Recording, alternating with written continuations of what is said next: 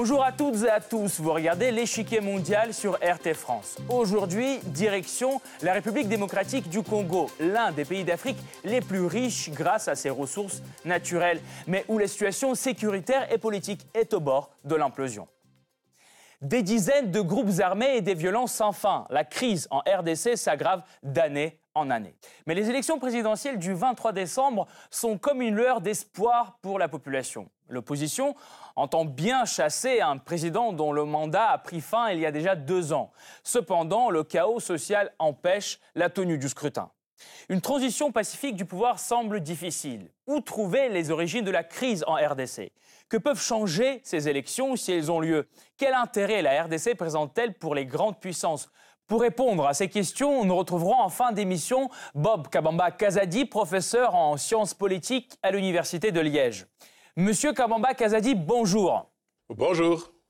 Pensez-vous que ces élections puissent enfin constituer un premier pas vers la paix en RDC ?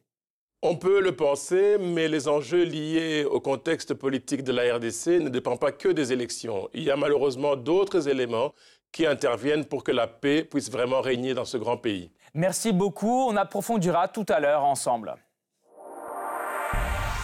Pour l'instant, la tenue même du scrutin est incertaine. Une mauvaise organisation pourrait le voir annulé. L'opposition tire la sonnette d'alarme.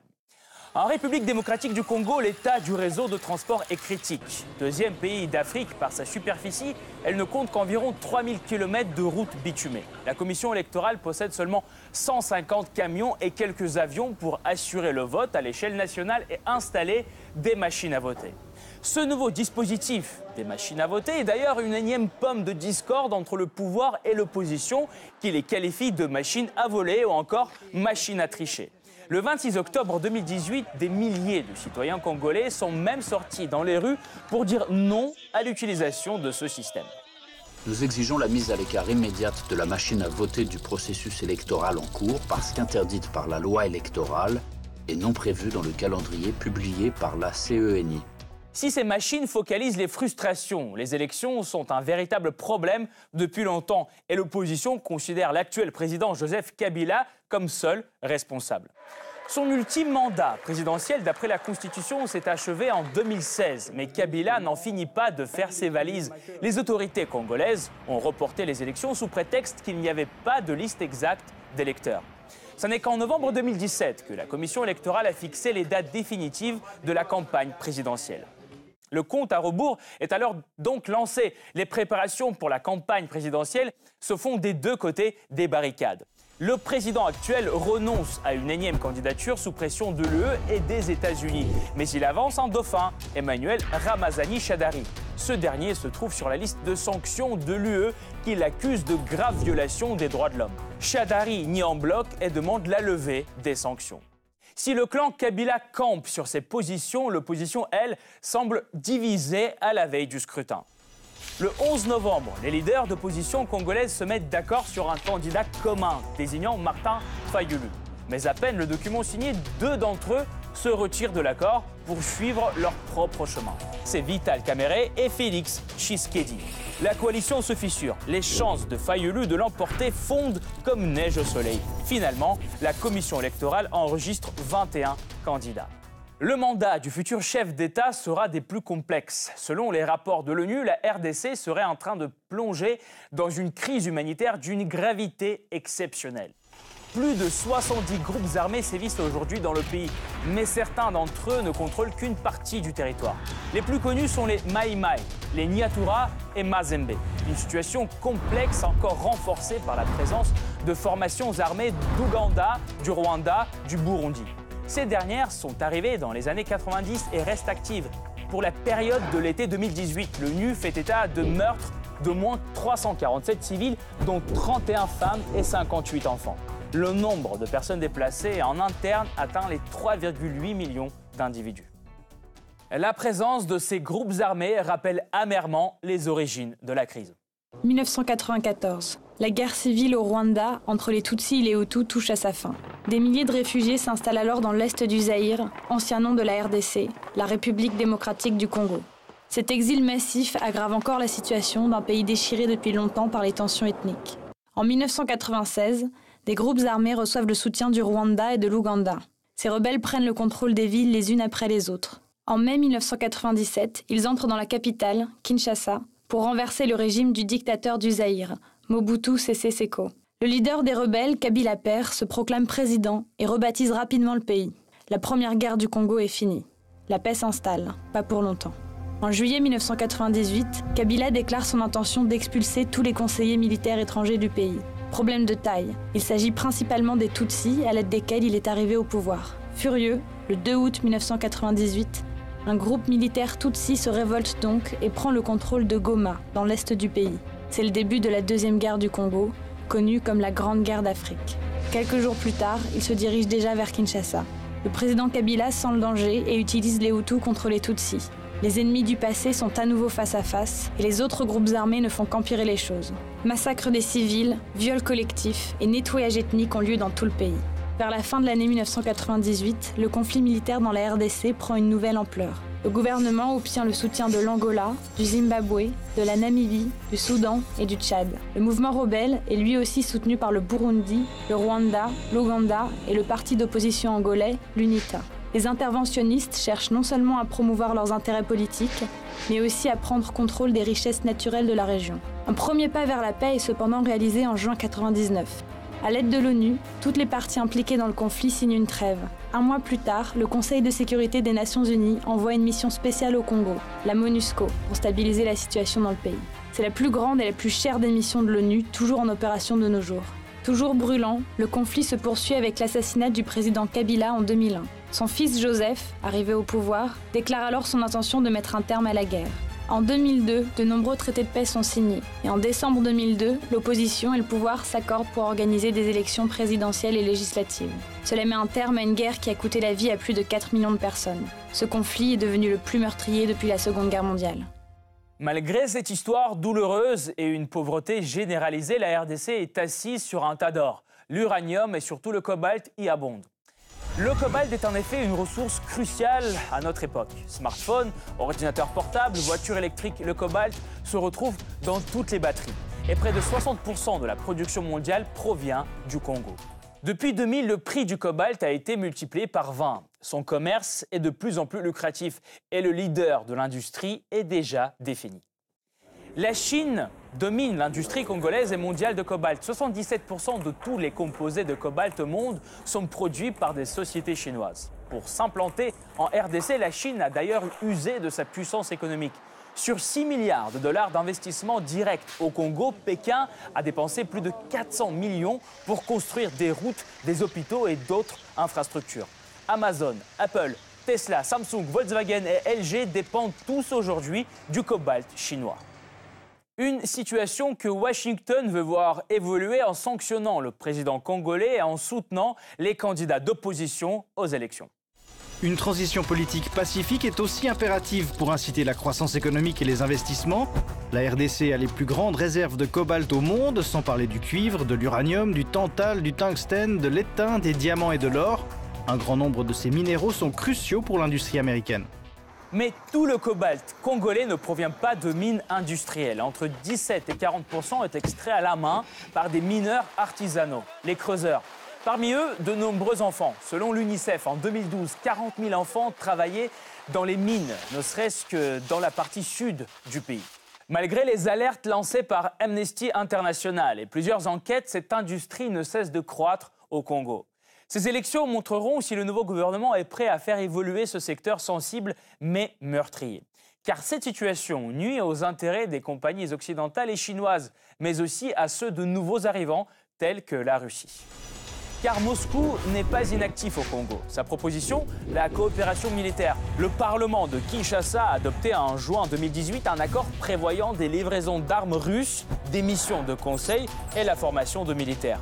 Mais l'activité russe se limite-t-elle à ces missions ? Nous notons de bonnes perspectives pour le développement d'activités communes dans les domaines de l'exploitation de ressources minières, de l'énergie, des infrastructures et de l'agriculture. Les intérêts stratégiques des grandes puissances aident-ils l'économie congolaise ou ne font-ils qu'accroître sa dépendance? Pour mieux comprendre ce qui se joue dans cette partie du monde, nous rejoignons Bob Kabamba-Kazadi, professeur en sciences politiques à l'Université de Liège. Monsieur Kabamba-Kazadi, pensez-vous que les élections en RDC auront bien lieu ce 23 décembre? Et si oui, selon vous, qui a le plus de chances de l'emporter, Emmanuel Ramazani Shadary ou un candidat d'opposition? La date du 23 décembre 2018 va être très difficile à tenir pour pouvoir organiser les élections ce jour-là. Il y a encore plusieurs problèmes qui se posent pour permettre à ce que ces élections se fassent dans les meilleures conditions. La RDC a refusé d'avoir l'aide de tous les autres pays étrangers et a voulu organiser elle-même ces élections. Malheureusement, ce pays n'a pas les moyens de pouvoir les organiser correctement. Ainsi, on doute très fort que, faute de moyens, non seulement des moyens financiers, mais aussi des moyens logistiques, que la CENI, donc l'administration électorale du Congo, puisse être en mesure d'organiser ces élections le 23 décembre. Néanmoins, maintenant, on a deux candidats pour répondre à votre question. On a d'une part un candidat qui s'appelle Emmanuel Shadary, qui est soutenu par le pouvoir, et on a de l'autre côté un autre candidat qui vient d'être désigné, qui s'appelle Fayulu, qui va représenter l'opposition. Entre les deux, ça va être dans le contexte congolais, une guerre entre d'une part un candidat qui vient de la partie ouest du Congo et une guerre contre la partie est du Congo. Et dans cette guerre, on va voir ce que le centre du Congo va pouvoir décider. Dans l'état actuel de choses, on peut penser que la partie est pourrait gagner, mais néanmoins, du fait que le candidat de l'opposition, Fayulu, bénéficie quand même de l'appui de plusieurs candidats, et aussi bénéficie quand même du climat anti-Kabila qui règne actuellement en RDC, on peut imaginer que le candidat Fayulu peut remporter ces élections si elles sont organisées effectivement le 23 décembre de cette année. D'accord. Même si le président sortant se trouve sous le feu de critiques en ce moment pour être resté aussi longtemps au pouvoir. Il a tout de même réussi à éviter une nouvelle guerre dans le pays. Le passage du pouvoir aux mains d'un autre camp pourrait-il ranimer les conflits ? Le passage vers un autre camp peut effectivement ranimer les conflits, parce que tout simplement les conflits ne sont pas encore terminés en RDC. Toute la partie Est est encore en proie à des groupes armés non contrôlés. Si on part de la frontière du Sud-Soudan, frontière ougandaise, frontière rwandaise, frontière burundaise et même à la frontière tanzanienne, il y a encore des groupes armés qui continuent à être actifs dans cette partie du pays. Et donc les populations de l'Est continuent toujours d'être victimes de ces violences, de ces groupes. Et de plus en plus, les populations de l'Est disent justement que s'il y a cette insécurité, c'est le fait du pouvoir et pas nécessairement l'effet de ces groupes armés, puisque le climat de violence et des groupes armés retarde les élections. Et retarder les élections veut dire aussi que le pouvoir actuel, le Kabila actuel, reste encore au pouvoir jusqu'à ce que ces élections soient organisées. Et c'est ça qui bénéficie aux candidats de l'opposition. Et le changement de camp ne va nécessairement pas dire que fin de la guerre, fin de ces différents conflits qui existent dans l'Est et aussi qui a été aussi dans le centre. N'oubliez pas qu'il y a eu quand même des massacres dans le centre du pays avec un certain Kamuya Sapu qui a eu plusieurs millions de personnes qui ont dû fuir leur village et il y a eu aussi plusieurs centaines de morts que l'ONU a dénombrées dans cette partie du Congo, la partie centrale. Si c'est possible, très brièvement, selon vous, quelles conditions doivent être réunies aujourd'hui pour que le scrutin soit tenu dans les plus brefs délais ? Dans les plus brefs délais, il faudrait que la communauté internationale se mobilise, d'une part via l'ONU qui est présent, de pouvoir apporter l'appui logistique, mais aussi l'appui et l'expertise pour qu'il y ait une garantie et aussi les missions d'observation internationale pour pouvoir garantir que le scrutin se passe véritablement dans les meilleures conditions. D'accord. Alors, la RDC et ses ressources naturelles sont l'objet d'une lutte d'intérêts entre les États-Unis et la Chine.